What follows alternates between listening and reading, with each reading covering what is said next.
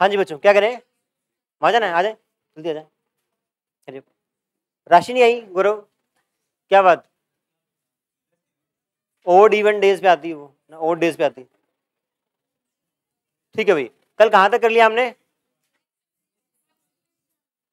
ठीक है। आप नया वर्ड है, लिखने में थोड़ी देर में आदत पड़ेगी, आप कोऑपरेट करेंगे तब तक। हाँ जी, दोनों साइड से लिखता है ये, स्मार्ट पेन है, दोनों साइड से। आपके गैजेट स्मार्ट हो गए, आदमी बुद्धू हो गए हैं, है ना? ऐसा हो रहा है। अब तो आजकल मैं वो यूज कर रहा, चैट जीपीटी। चैट जीपीटी आपके क्लास 12th के प्रिपरेशन में बहुत हेल्पफुल हो सकता है। फॉर एग्जाम्पल, आपको कोई भी टॉपिक लिखना है, उसका आपको अच्छी वर्डिंग नहीं मिल रही, आप लिखोगे write a short note on mass energy equivalence in 50 words, आ जाएगा खट से। बहुत यूजफुल आपका वो है। अब तो ऐप फॉर्म में भी आ गया है। किस किसने यूज किया है चैट जीपीटी? हाँ जी, कोई बात नहीं, वो तो उसका पार्ट वो आ ही जाएगा। ठीक है, आगे बढ़ रहे हैं।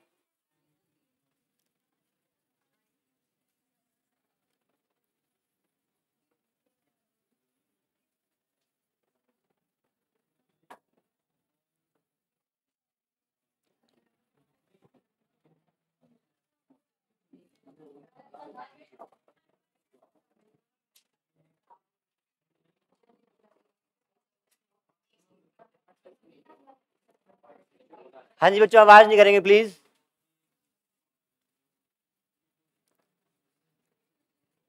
आपका ये रफ सरफेस है,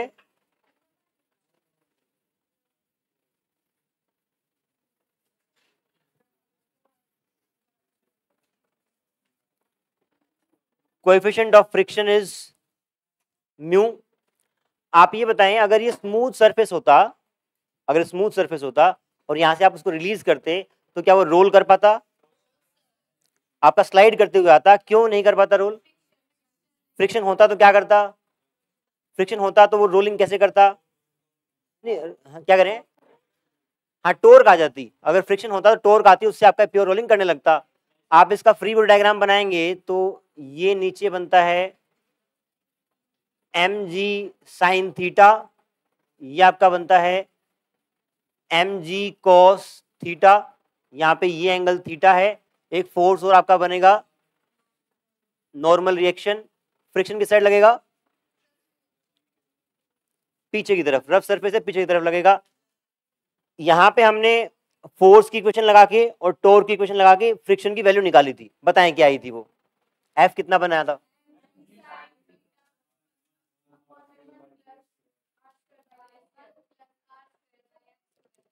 आर स्क्वायर बाय के स्क्वायर, ये आपकी फ्रिक्शन की वैल्यू आई थी। फिर हमने निकाला था इसकी एक्सेलरेशन कितनी आई थी, अगर इसको आपने रिलीज किया है तो एसीएम कितना आया था बताएं? जी साइन थीटा 1 प्लस इसका उल्टा के स्क्वायर बाय आर स्क्वायर। ये एसीएम तब आया है जब आपने क्या किया है, इसको रफ माना है। अगर स्मूथ होता और रिलीज किया होता तब एक्सेलरेशन कितना होता? क्या करें आप माने कि अगर वो स्मूथ सरफेस होता,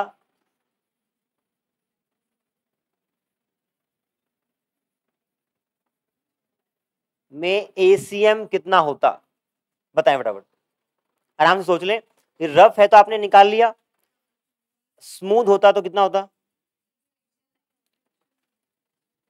सही आपका, और बताएं। अगर ये स्मूथ सरफेस होता, आपने इस स्फीयर को यहां से रिलीज किया है और वो नीचे की तरफ आने लगा, जी साइन थीटा, आप बताएं भाई। हाँ, आपसे पूछ रहा हूं, नहीं पता? अरे हाँ ना बता, हाँ फिर बता साहब साहब, स्लो का आप बताओ कैसे आया, समझाएं। हाँ, स्मूथ है, फ्रिक्शन हट जाएगा, एक ही फोर्स लगी, m g sine theta divide by m, तो आपका जी साइन थीटा आ जाएगा, जी साइन थीटा। ये आपका ACM आ गया इस केस में। अगर ये हाइट आपकी, अगर एक्सल फोर्स क्या होता है, force is mass into acceleration, है ना।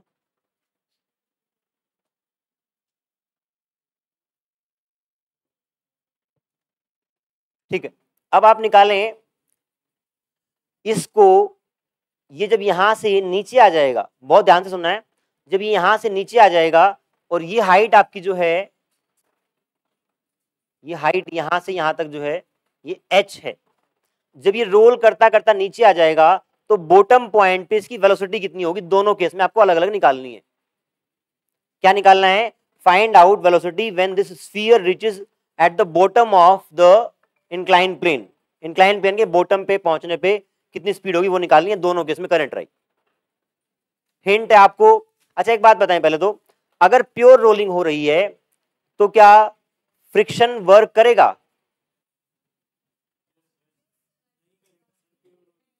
नहीं करेगा। क्यों, क्योंकि जिस पॉइंट पे फ्रिक्शन लग रहा है वो पॉइंट मूव नहीं कर रहा, जब तक आपका जहां फोर्स लग रहा है वो मूव नहीं करेगा तो वर्क डन नहीं होगा।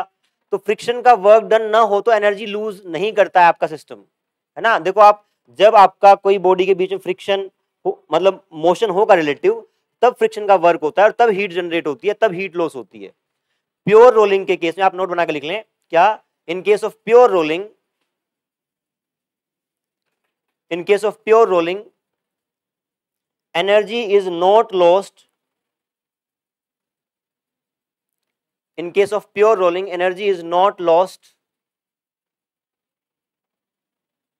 due to friction force, due to friction force।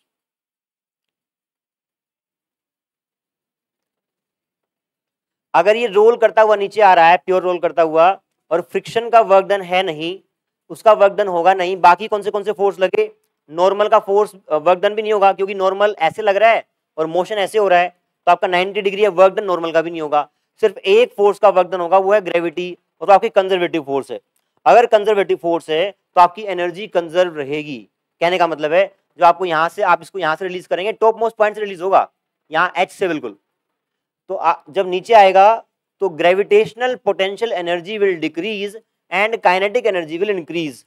तो loss in gravitational potential energy will be equal to gain in kinetic energy. ये आपको यूज करना है, करेंगे ट्राई एक बार, रिपीट कर रहा हूं क्या बताया, आपकी एनर्जी कंजर्वेशन लगेगी यहाँ पे। क्यों, क्योंकि फ्रिक्शन का वर्क नहीं है, नॉर्मल का वर्क नहीं है, एक ही फोर्स का वर्क है, वो है ग्रेविटी, और ग्रेविटी आपकी कंजर्वेटिव फोर्स है, इसलिए एनर्जी कंजर्व रहेगी। आपको एनर्जी कंजर्व करनी है eight top most point and at bottom most point. करें ट्राई।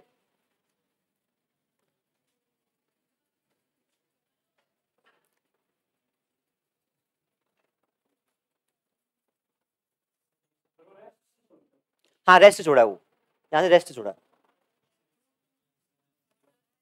ये नहीं आया, ये तो कल बताया है, कल नहीं आए थे, वीडियो ने देखी, ऐसे कैसे समझ में आएगा। √2gh, यहाँ पे आपने गड़बड़ की है। क्यों, क्योंकि आपने सिंपली लगाया half mv² equal to mgh। क्या नीचे आने पर इसकी सिर्फ ट्रांसलेशनल काइनेटिक एनर्जी होगी, क्या नीचे आने पे क्या सिर्फ ट्रांसलेशनल काइनेटिक एनर्जी होगी। √2gh सबका आया कि नहीं आया, है ना। √2gh आपका ऐसे आया है कि आपने ऊपर बोला कि यहाँ पे काइनेटिक एनर्जी है नहीं, नीचे हाफ mv² आ गई, ऊपर आपकी mgh थी, तो mgh equal to half mv² किया तो आपका आ गया √2gh। बट इसमें क्या गलती है कि आपने सिर्फ ट्रांसलेशनल काइनेटिक एनर्जी कंसिडर की है, बट वो प्योर रोल करता हुआ आएगा तो रोटेशनल काइनेटिक एनर्जी भी होगी। मैंने डिराइव किया था half mv² plus half i⍵², और फिर उसको एक अलग फॉर्म में कन्वर्ट भी किया था, ध्यान है। हाँ वो वाली काइनेटिक एनर्जी लगेगी जो पे टोटल थी वहां पे, प्योर रोलिंग के केस में टोटल काइनेटिक एनर्जी जो आई थी वो वाली आपको यूज करनी है।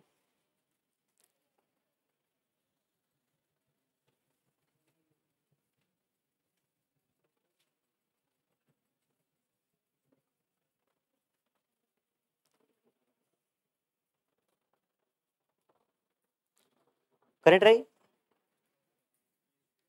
ये तो गलत है ना, ये गलत है।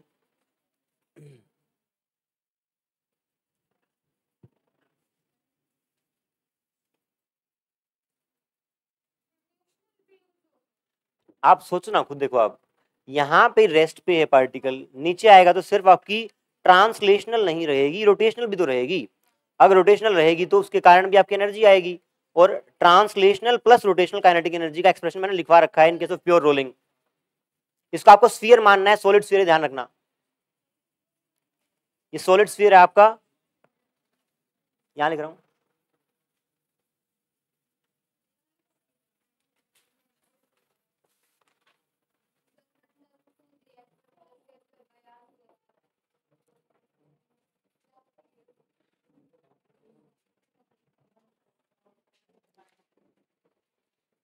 बताएं काइनेटिक एनर्जी का एक्सप्रेशन क्या है, टोटल काइनेटिक एनर्जी का।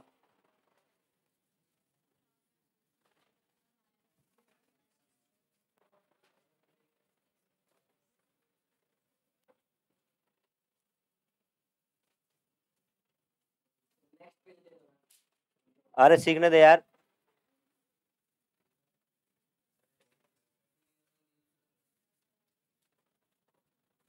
हाँ जी, आप बताएं kinetic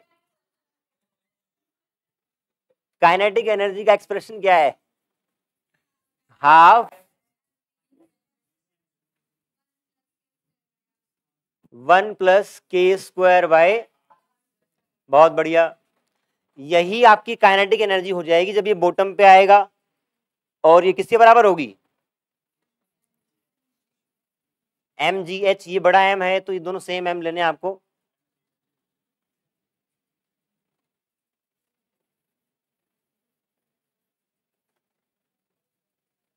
vcm will be 2gh divide by 1 + k² का √। आप साथ में लिख लेंगे क्या है, velocity of sphere when it reaches at bottom of the inclined plane. velocity of sphere when it reaches at the bottom of the inclined plane।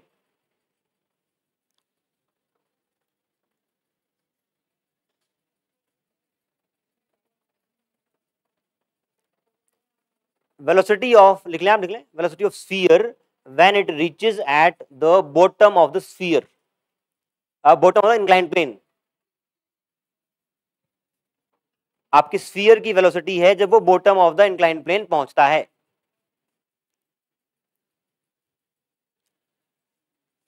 आपको दोनों कंपेयर करना है। देखो एक केस में रफ है, एक में स्मूथ है।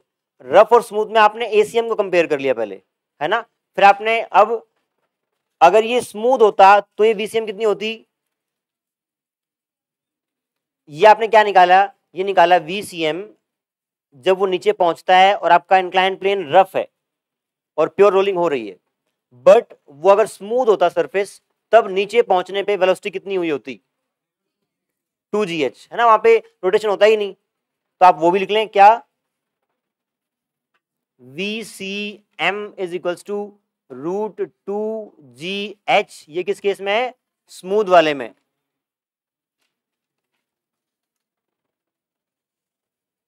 स्मूथ वाले में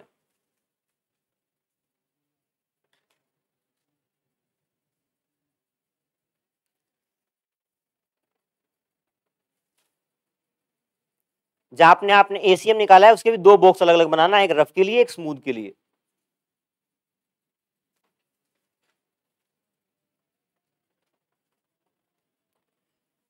नेक्स्ट आपको निकालना है, हो गया यहां तक। नेक्स्ट आपको निकालना है कि नीचे पहुंचने में कितना टाइम ले रहा है, ये यहां से यहां तक पहुंचने में टाइम कितना ले रहा है। ये डिस्टेंस मान लो आप, यहां मैं नीचे बना रहा हूं दोबारा से,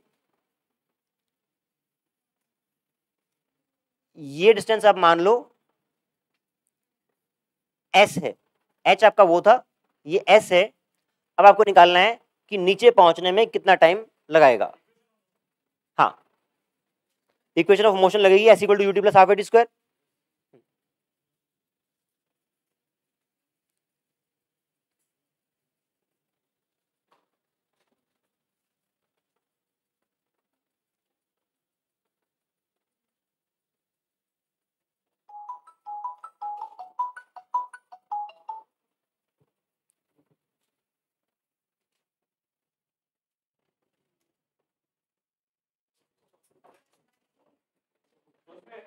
हाँ जी बेटा, हाँ ए यूज होगा ना, जो पहले ए आया आपको वही ना ना, इस केस में जी साइन थीटा पुट करेंगे और यहाँ जी साइन थीटा अपॉन जो भी आया था 1/1 + r² केस का जो भी था वो यूज करेंगे।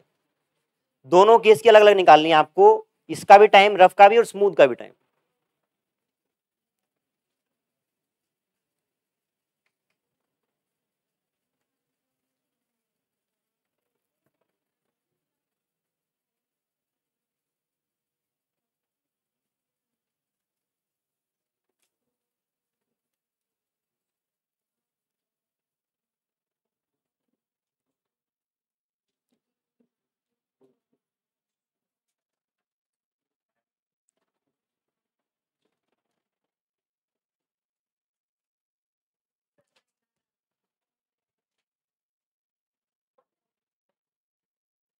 नहीं आ रहा?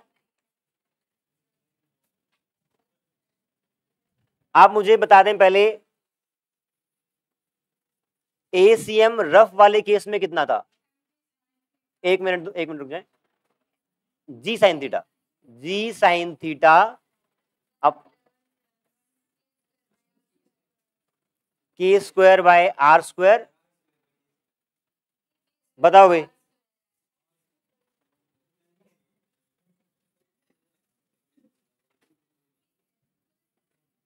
स्मूथ के लिए ACM is,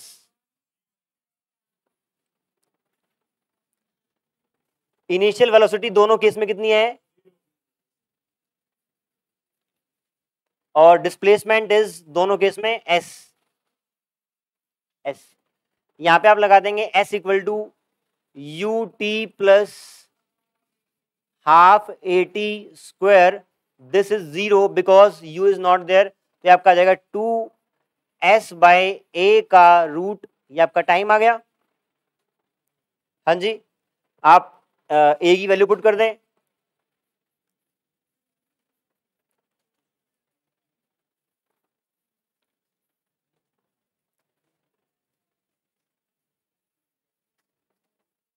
ji sine theta, और ये वाला टर्म ऊपर चला जाएगा, ऊपर जाएगा तो 1 +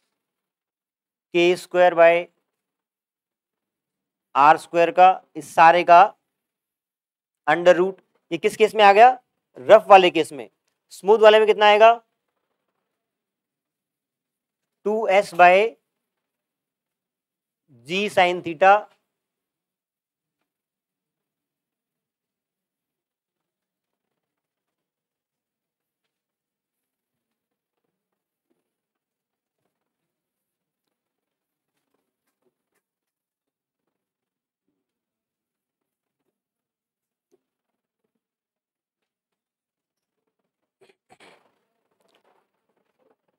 रफ और स्मूथ में आप अब टेबल बना लेंगे एक जिसमें अंडर रूट भी आएगा।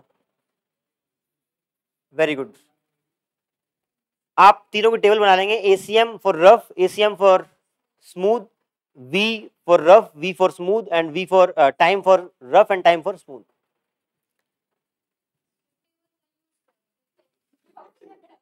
आप प्रेशर मत बनाओ, खिलाड़ी नया नया है।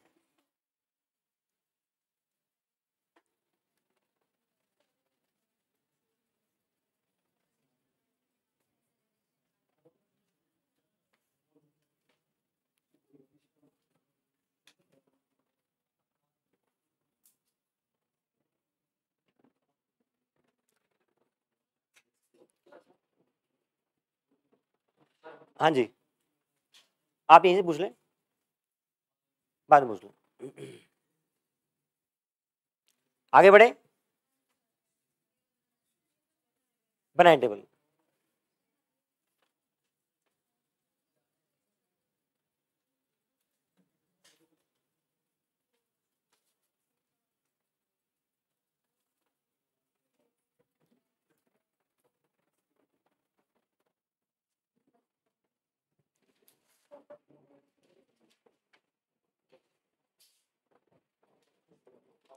आपने बना ली टेबल? अभी आप टेबल में नहीं है, आपकी गाड़ी अभी कच्चे में चल रही है नीचे खेतों में।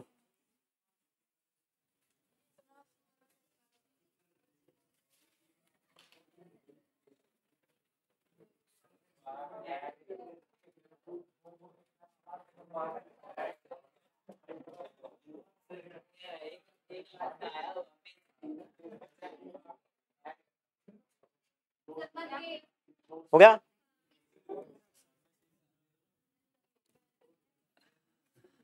हाँ जी बच्चों, कॉन्सेप्ट पे ध्यान दें, कॉन्सेप्ट पे, बोर्ड पे नहीं। आगे बढ़े। हाँ, आप इसको जगह छोड़ दे, घर बना लें, आपके पहले लिखा हुआ है। आगे बढ़ रहे हैं। टेबल एक ऐसे बनानी है करके, और उसमें कंपेयर करना है एक्सेलरेशन को, वी को और टाइम को, रफ और स्मूथ की। आप घर जाके बना लेना, ठीक है। सवाल लिखें। जो आपका लास्ट वाला एक्सप्रेशन है, time taken by sphere to reach the bottom of the inclined plane, उसी फॉर्मूले के ऊपर एक आपका बेस सवाल है।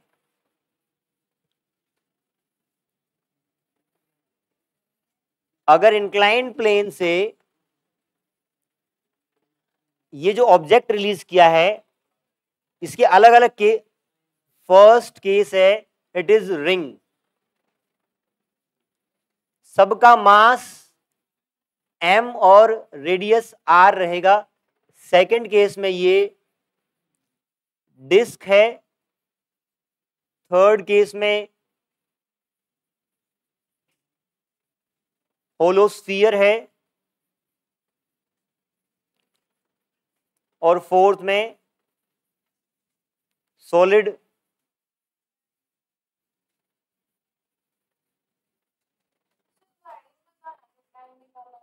हाँ जी, to reach the bottom of the inclined plane.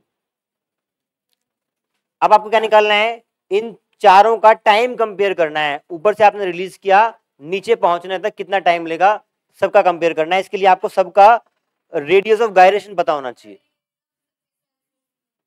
Rough है ये, रफ।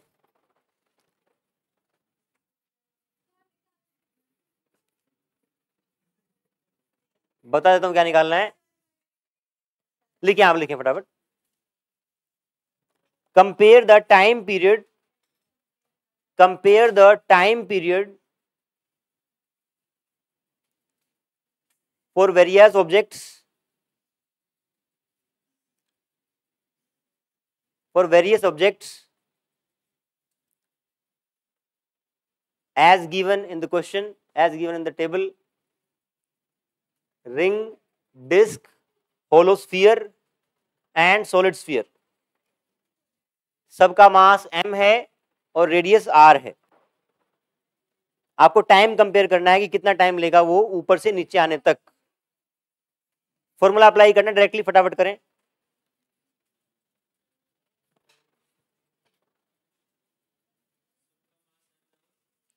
रेडियस r है यार।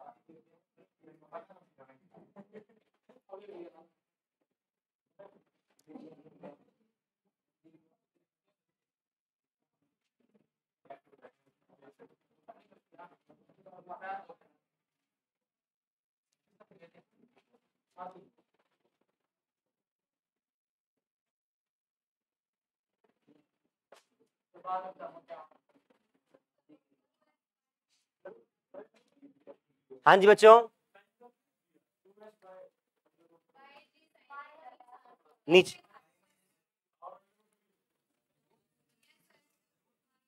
2s बाय जी साइन थीटा था।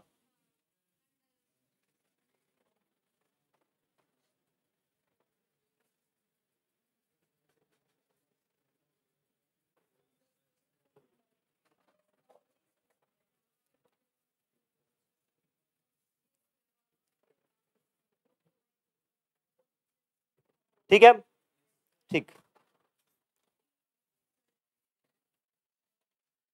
दोनों सारे केसेस के लिए क्या एस सेम है, जी साइन थीटा सेम है, आर सेम है, सिर्फ के का अंतर है। जिसकी के की वैल्यू ज्यादा उसको टाइम ज्यादा लगेगा। आप देखें किसकी के की वैल्यू ज्यादा है,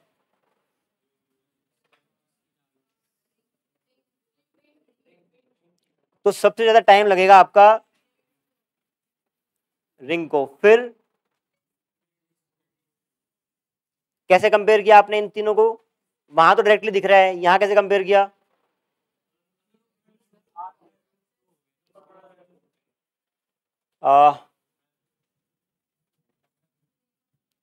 इन दोनों में तो कंपेयर डायरेक्टली कर सकते हैं क्योंकि ऊपर √2 दोनों में कॉमन है ना।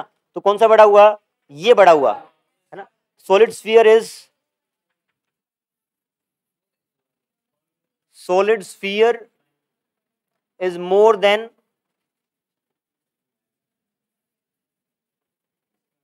hollow sphere। आपको, हाँ जी बेटा, देखो आप यहां पे ये ऊपर वाला न्यूमरेटर सेम है, जिसका नीचे वाला पार्ट कम होगा वो ज्यादा होगा। अबे 1/2 भाई वाले हैं आप बताएं ये 1/2 बड़ा है कि 1/4 बड़ा है?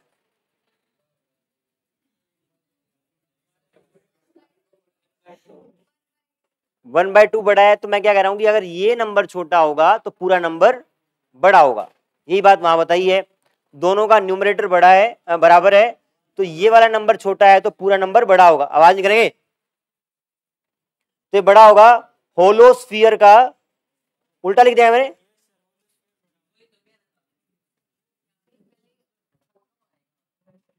अरे ये वाला नंबर बड़ा है ना, ये वाला बड़ा है, तो आप यहां पे लिख लें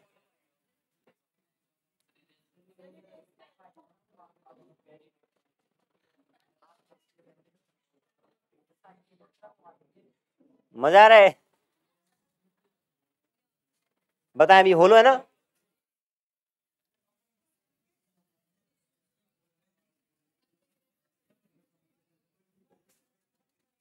अबे एक और रहता है कंपेयर करना, फटाफट बताओ ये कैसे होगा। आप इसको होलो से कंपेयर करो, बताओ कैसे करोगे।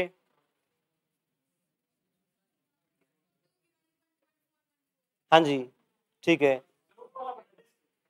डिस्क बड़ा है, समझाएं कैसे? हाँ जी बताएं कैसे। ये होगा R 1.41 और ये आपका 1.7 होता है 0.8, R बाय 0.8।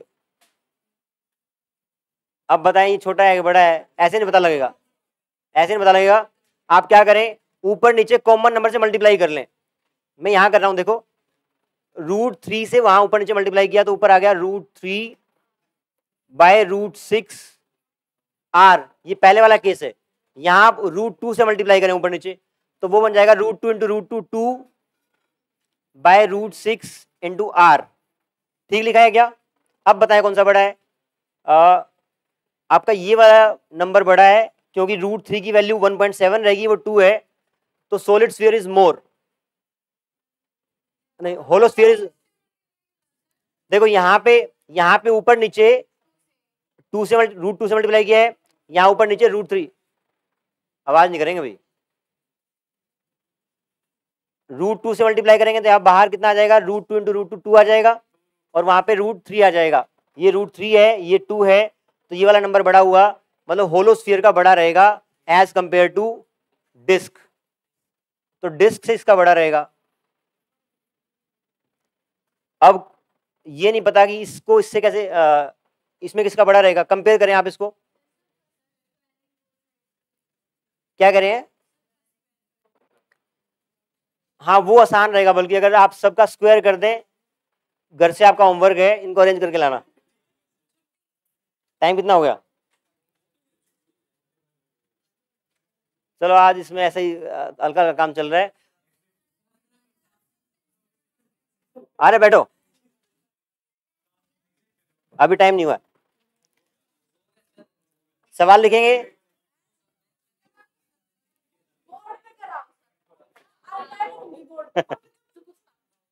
ठीक है, आपकी थियरी कंप्लीट हो गई है। मुझे बताएं इवनिंग बैच में असाइनमेंट मिल चुका है क्या? नहीं, मॉर्निंग वालों को मैंने दे दिया था असाइनमेंट और इवनिंग वालों को नहीं दिया था। कल आपको असाइनमेंट मिल जाएंगे। अगले 4-5 दिन हम सवाल सोल्व करेंगे। अब चैप्टर खत्म है आपका। Thank you.